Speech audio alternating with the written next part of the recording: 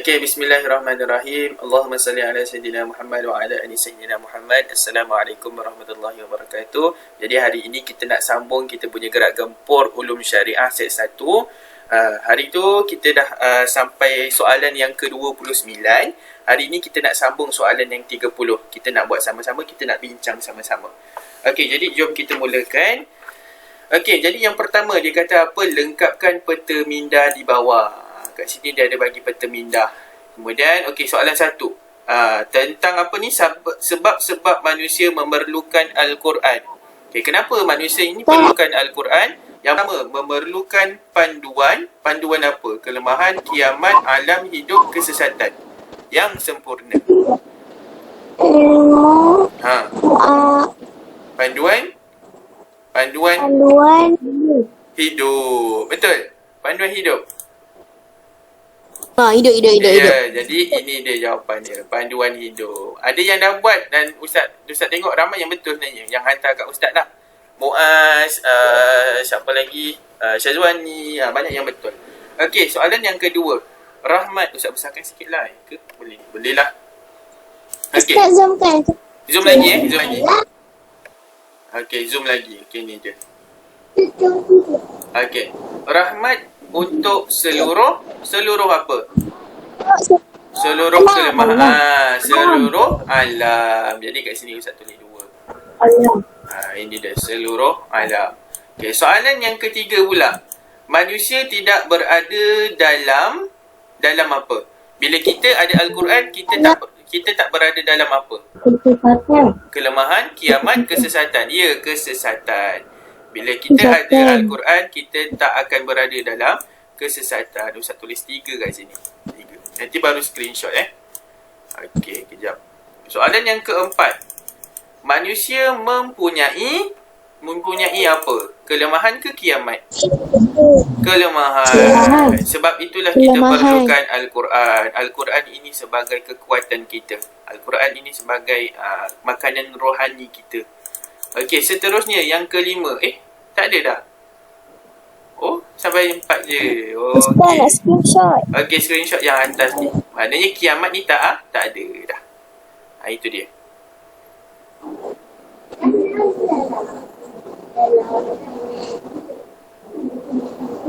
Okey, Ustaz dah screenshot. Okey, terima kasih Adli. Handsome kan? Okey, baik. Sama. Okey, seterusnya. Kat sini pula. Isikan tempat kosong dengan perkataan yang sesuai. Jadi mana dia? Kita baca sama-sama. Baqa' artinya Allah Ta'ala. Apa? Baqa'. Allah Ta'ala berdiri dengan sendirinya. Bukan. Berdiri dengan sendirinya. Apa? Kekal, ya betul. Baqa' bermaksud Allah itu kekal. Kekal sahaja ke kekal selama-lamanya? Ustaz tulis lah. Ustaz tulis macam ni susah. Ustaz nak tanya. Ustaz tulis macam yang Ustaz ada kalau warna kuning. Tak.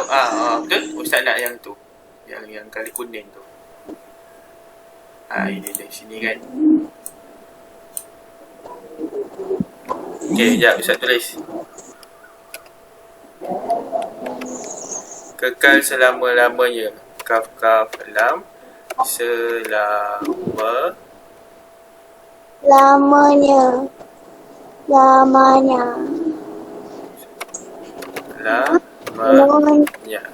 Ini dia. Oh, lama. Sikit. Okey. Kuning ada kuning. Ada. Okey, kemudian Allah binasa manakala manusia adalah yang lemah dan binasa. Ia makhluk. Manusia adalah makhluk.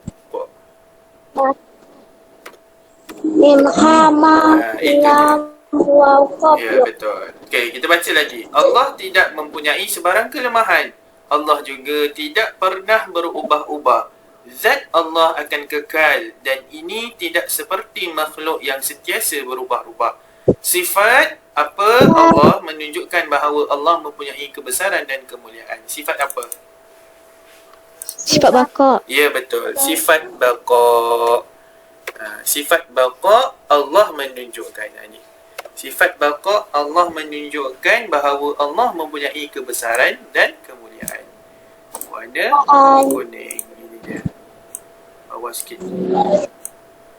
Okey. Dah screenshot.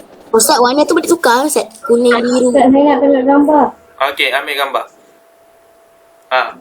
Boleh tukar sebenarnya warna tu. Tapi Ustaz suka warna kuning sebab dia tak terlampau terang.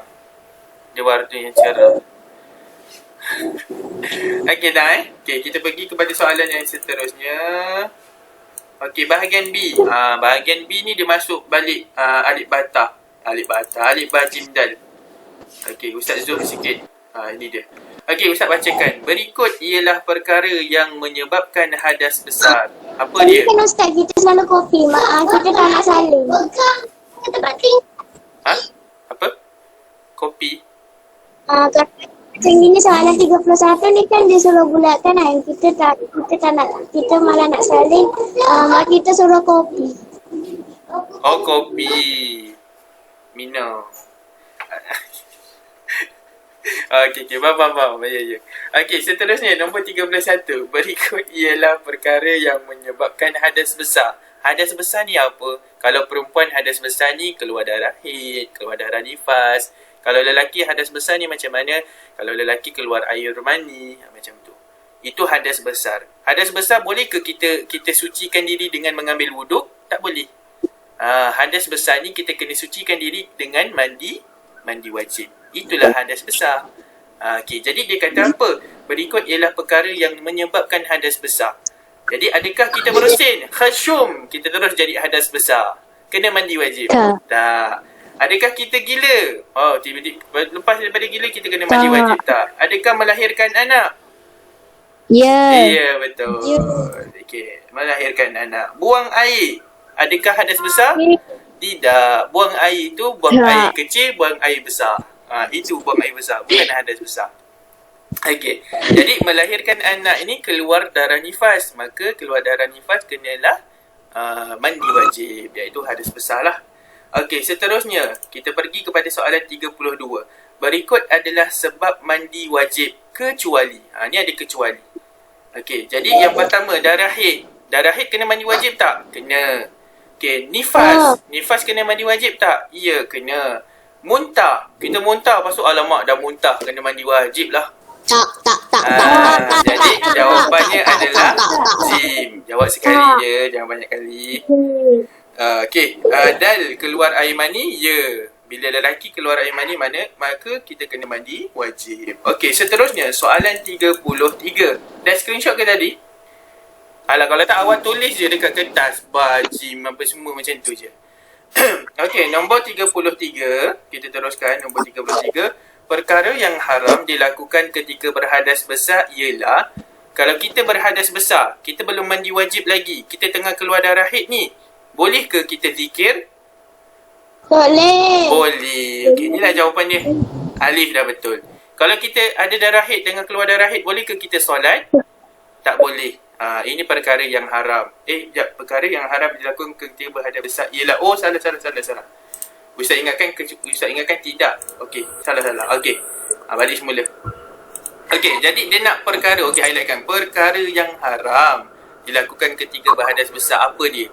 Jadi kalau kita berzikir, boleh tak ketika kita keluar darah haid? Boleh. Jadi kalau kita berdoa ketika kita keluar darah haid, boleh ke? Boleh. Kita tahlil, boleh ke? Tahlil ni apa? Tahlil ni adalah ucapan zikir la ilaha illallah. Kalau kita sebut alhamdulillah, itu adalah tahmid.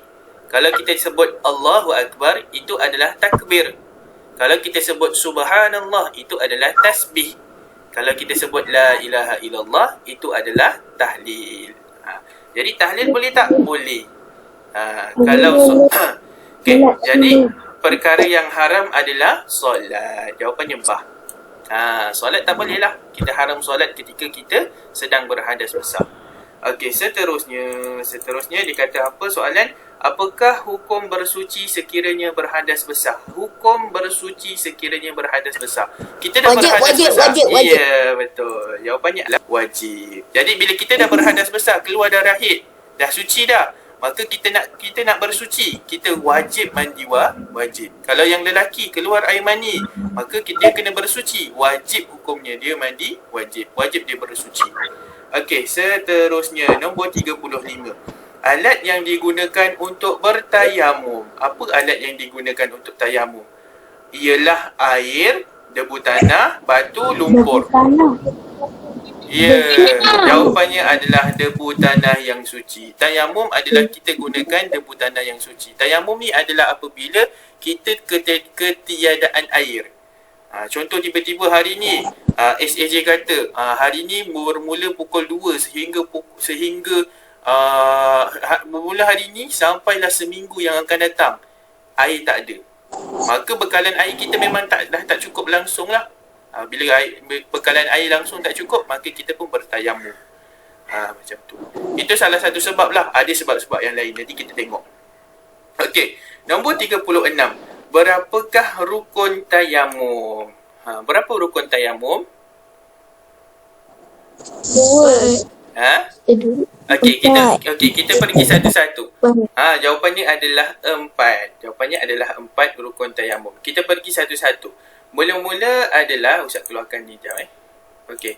Yang pertama, nombor 1. Nombor 1 adalah niat. Betul tak? Niat. Okey. Betul. Okey. Kemudian yang kedua, alamak hilang. Oh, sebab ni kot. Sebab Ustaz tak set background. Cuba. Okey, jadi. Okey, nombor 2 adalah kita menyapu debu tanah ke muka. Ustaz tulis muka je lah Panjang sangat pula nak tulis menyapu semua. Ustaz tulis muka. Okey, yang ketiga kita menyapu debu tanah ke tangan kita hingga ke siku. Ustaz tulis tangan sahajalah Ustaz tulis pendek-pendek. Tangan. Keempat. Oh, kejap. Ustaz salah record lah. Ya Rabbi. Kejap. Ustaz salah record. Allah. Kalau ni boleh ke? Kalau Ustaz pindah. Kejap. Patutnya Ustaz kat sini. Barulah betul. Okey. Kat sini baru betul. Okey. Jadi yang keempat apa dia? Yang keempat adalah tertib. Tertib ni adalah kita kena buat ikut turutan dia, ikut susunan dia. Mula-mula muka, maka kita kena basuh lah. Maka kita kenalah sapu debu tanah ke muka. Okey, jadi ada berapa semua sekali rukun? Ada 4 rukun. Niat, muka, tangan, kemudian tertib. Ada 4 rukun tayamum. Okey. Kemudian kita nak tengok anggota tayamum. Anggota tayamum ada berapa? Apa anggota tayamum? Muka, kepala, kaki, telinga. Mana satu? Ya, jawapannya adalah muka. Betul. Perlu ke kita sapu debu tanah ke kaki? Tak perlu. Kerana apa? Hanya dua sahaja anggota tayamum, iaitu muka dengan tangan. Okey, seterusnya kita baca lagi yang ke-38. Antara berikut manakah perkara yang sunat mandi wajib? Kita nak mandi wajib. Jadi apa perkara sunat ketika kita nak mandi wajib? Niat, betul ke niat? Niat adalah rukun mandi wajib. Kita kena niat, itu rukun. Membasuh tangan. Adakah ianya sunat? Membasuh tangan ni maksudnya kita basuh anggota tubuh badan kita. Maksudnya adalah rukun juga. Membasuh kaki, itu juga adalah rukun. Kita kena ratakan air ke seluruh badan kita. Tangan, kaki, semua itu. Jadi ini adalah rukun. Berwuduk. Berwuduk ni rukun ke dalam mandi wajib? Tak, berwuduk ni adalah perkara sunat. Kita disunatkan berwuduk ketika ataupun semasa kita mandi wajib tu. Okey, seterusnya. Biasanya kita buat sebelum kita nak mandi wajib tu, kemudian kita berwuduk.